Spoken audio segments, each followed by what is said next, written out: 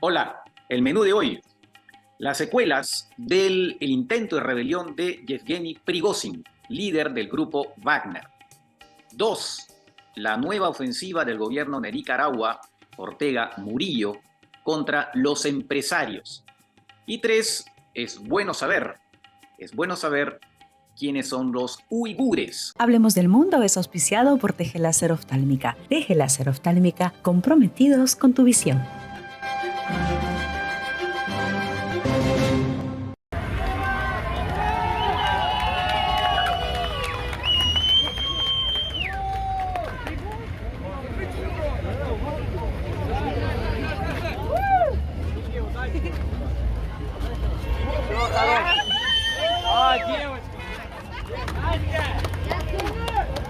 Soy Francisco Belaunde, bienvenidos a una nueva edición de Hablemos del Mundo.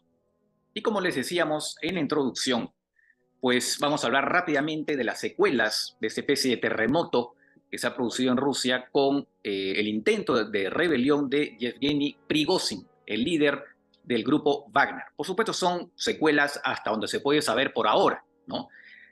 Básicamente son dos, aunque hay otras, pero digamos las principales ahora son, obviamente, para empezar, el debilitamiento de Vladimir Putin, porque su autoridad ha sido desafiada abiertamente, ¿no?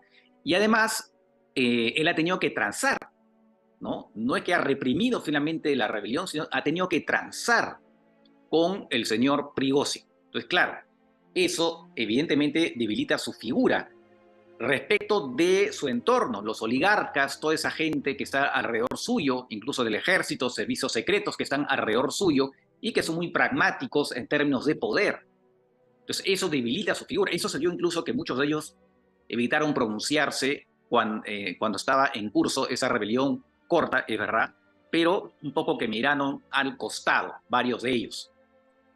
Y también respecto a la población, ¿no? Porque eso evidentemente pues, genera una consternación, ¿no? De ver que de pronto se estaba preparando un enfrentamiento militar entre rusos. Entonces, obviamente, la figura de Putin está muy debilitada. Y en relación con ello, también respecto de la guerra en Ucrania. Es verdad que finalmente la cosa duró tan poco que Rusia no tuvo que extraer tropas del frente en Ucrania para llevarlas a combatir contra el señor Yevgeny Prigozhin. Pero evidentemente la moral, las tropas, el desconcierto, no es pues lo mejor para mantener, digamos, unida y, digamos, realmente preparadas para el combate a unas tropas, ¿no? Entonces, claramente hay un efecto, no sabemos cuál. Precisamente ahora vienen un poco las incógnitas. ¿Hasta qué punto el poder de Putin está debilitado, ¿no? Eso es algo que habrá que ver en el futuro. No sé si inmediato, pero obviamente se va a hacer sentir de una u otra manera. Y también, cómo no, respecto de la guerra de Ucrania. Hasta qué punto lo que ha ocurrido va a tener un impacto claro en el curso de los enfrentamientos en Ucrania. Así que son esos dos puntos en particular, ¿no? Y añadido a eso, por supuesto, ¿qué va a pasar con Yevgeny Prigozhin? Es verdad que los procesos penales iniciados contra él y su gente han sido levantados y él finalmente será permitido ir a Bielorrusia, aunque al momento de grabar esta edición, pues no se sabe exactamente dónde está, ¿no? Pero ¿qué va a pasar, por ejemplo, con sus empresas y sus operaciones, por ejemplo, en África? Como ya he explicado en otras oportunidades, el grupo Wagner está presente en África y son una fuente de ingreso para Prigozhin, porque no solamente ha enviado mercenarios, ¿no? Para intervenir en guerras civiles en varios de estos países, con la anuencia, por supuesto, de los gobiernos en esos países, sino que también como pago recibe la posibilidad de explotar minas. Entonces es un gran negocio para Prigozhin. ¿Qué va a pasar con todo eso? Y además a Rusia igual le conviene esta actuación del grupo Wagner en esos países porque le permite, ¿no?, ampliar su influencia. ¿Qué va a ocurrir? Y por supuesto también habrá que ver qué pasa con los combatientes del grupo Wagner que en principio van a ser incorporados al ejército ruso según una norma que ya se está preparando. Algo más, por cierto, para Estados Unidos acá lo más importante es el arsenal nuclear de Rusia, porque evidentemente ante un acontecimiento como ese, una probable, digamos, reacción de Putin o incluso de alguien que pudiera sucederlo podría ser incluso más radical que Putin y podría estar tentado de utilizar las armas nucleares.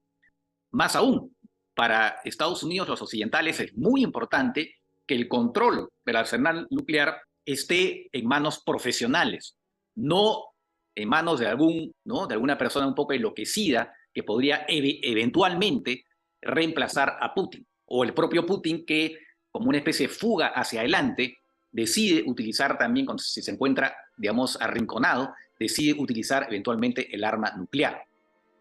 Es decir, lo que pasa en Rusia es de interés para todo el mundo, esa es la verdad. No solamente para los occidentales, para la propia Rusia, para Ucrania, sino para todo el mundo, porque Rusia puede ser un arsenal con el cual se puede destruir prácticamente el planeta. Y por eso es importante estar muy, muy alertas. Antes de pasar al siguiente tema, dos noticias muy breves. Como ustedes saben, ha habido elecciones en Grecia ayer, ¿no?, donde ya se sabe que el primer ministro Mitsotakis y su partido Nueva Democracia ha arrasado y tendrá esta vez sí la mayoría absoluta en el Parlamento. Como ustedes saben, en Grecia hay un régimen de tipo parlamentario. Quien gobierna es el primer ministro, no el presidente o la presidenta, en este caso en Grecia, sino el primer ministro que gobierna gracias a que tiene la mayoría absoluta o en todo caso en coalición con otros partidos. Bueno, en Grecia, como dije, pues todo indica que el partido Nueva Democracia del primer ministro Mitsotakis va a gozar de mayoría absoluta. También ha habido elecciones en Guatemala. Al momento de grabar esta edición todavía no se conocen los resultados, pero en todo caso habrá sin duda una segunda vuelta. Pasamos ahora a Nicaragua, donde hay una nueva ofensiva del gobierno de Murillo Ortega, esposa y marido, contra los empresarios. Se ha decidido confiscar los bienes inmobiliarios y también embargar sus cuentas del empresario Piero Cohen Uvilla, uno de los principales empresarios de Nicaragua. En general, la relación entre el régimen y los empresarios era bastante buena hasta 2018, cuando, como ustedes recordarán, se produjo unas protestas masivas de la población contra el régimen que derivó en la muerte de más de 300 personas en la represión. A partir de ese momento, varios empresarios se desligaron del régimen, entre ellos precisamente el señor Cohen, que participó de varias marchas. Entonces, aparentemente ya lo tenían un poco en la mira, ¿no? Y pues el señor esta vez ha sufrido la confiscación, que en realidad es un robo, ¿no? Porque estos bienes pasan, no es una expropiación, no es que le van a pagar una indemnización, es una confiscación y los bienes pasan a poder del Estado nicaragüense y sin duda serán repartidos entre la gente del régimen. Han habido varias confiscaciones, como que recordarán, de universidades cerradas, también de opositores que han sido además privados de su nacionalidad y bueno, también de la iglesia, por cierto. Es una práctica que se ha vuelto común en el régimen de Ortega Murillo y como digo, en realidad pues constituye una práctica cada vez más común y como parte también de la ofensiva contra los empresarios se han disuelto también gremios empresariales, entre los cuales el equivalente a la CONFIEP en el Perú, ¿no? Así que bueno, la luna de miel entre buena parte del empresariado y el gobierno ha terminado y por supuesto las consecuencias sobre la inversión son, sin duda, van a ser terribles, aunque al gobierno no le importa. Lo que le importa básicamente es mantenerse en el poder. Pasamos ahora a nuestra sección Es Bueno Saber. Y es bueno saber quiénes son los uigures. Son un grupo étnico de tipo turco, asiático turco, no son chinos. Son musulmanes, alrededor de unos 20 millones más o menos, que viven en su gran mayoría en la provincia china del Xinjiang. Constituyen más o menos la mitad de la población. Y lamentablemente son reprimidos ferozmente por el régimen chino, que tiene miedo que tengan eventualmente ese grupo aspiraciones independentistas. Y también porque ha surgido, es verdad, un grupo yihadista, ¿no?, que ha cometido atentados en China. Pero en realidad la gran preocupación del gobierno chino es que haya, digamos, un separatismo. Y entonces el gobierno chino está preocupado de alguna manera en disolver, ¿no?, la cultura de ese grupo para menguar las posibilidades que haya un separatismo. Como parte de eso, pues los ha llevado a más de 1 millón de ellos a grupos, a campos de trabajo forzado. Según las denuncias, de organismos de derechos humanos y del propio alto comisionado de los derechos humanos de Naciones Unidas.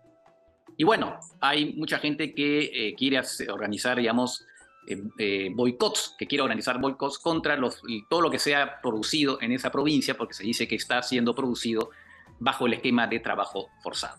Muy bien, hemos llegado al final del programa y nos reencontramos en la próxima edición.